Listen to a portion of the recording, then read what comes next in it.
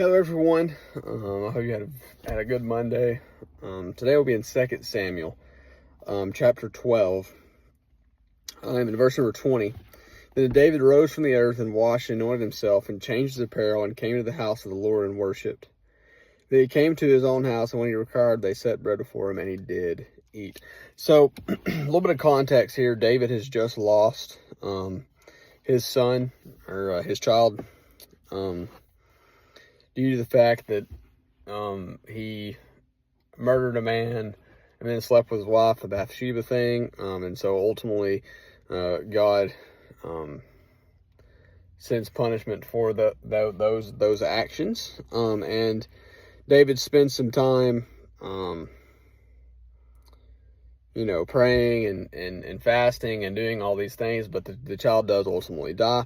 And then we see that David worships the Lord despite that. He goes into the church, or goes into the house of the Lord, and goes into the church, if you will, and begins worshiping the Lord. And wow, what a statement that is. What a,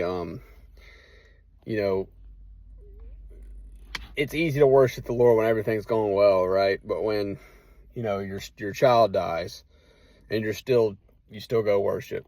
What a sequence that is.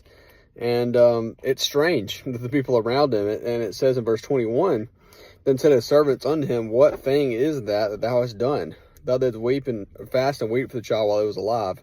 When the child was dead, thou didst rise and eat bread. And so they're just confused. They're confused about the fact that David's fasting, David was praying, but then as soon as the child dies, David just goes and worships, goes and eats, and just moves on. And that's confusing to them. And in the same way, our peace in circumstances will be strange to the people around us. Because we know at the end of the day, in verse 23, he says, but now he is dead, wherefore should I fast? Can I bring him back again? I shall go to him. He shall not return to me. So David simply says, there's nothing else I can do at this point. And the Lord decided what he's done. There's nothing I can do about it. And so at the end of the day, that's the peace that we have as Christians. The fact that God's in control. It doesn't always go the way we want it to, but we can still rest in the fact that God's in control. The fact there is a heaven that we will be in one day. And so just rest in those facts. And that peace will be strange to the people around you. And that can really be a lot to those people. So I hope that was an encouragement to you. I hope it helps you through whatever you may be going through. Hope you have a fantastic day, and I'll see you next time.